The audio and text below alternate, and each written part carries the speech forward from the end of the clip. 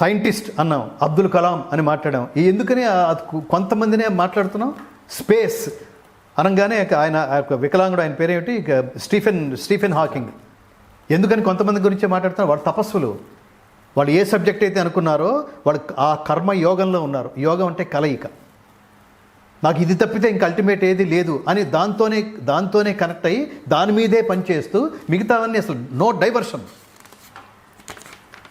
ఆ స్థితిలో ఉంటే మీరు సబ్జెక్ట్స్ అన్నీ పట్టుబడతాయి. ఆ సబ్జెక్టుకి నువ్వు రెఫరెన్స్గా అయిపోతావు.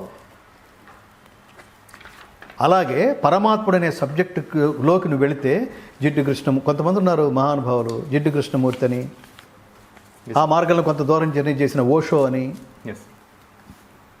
వీళ్ళు మోడర్న్ దీంట్లో.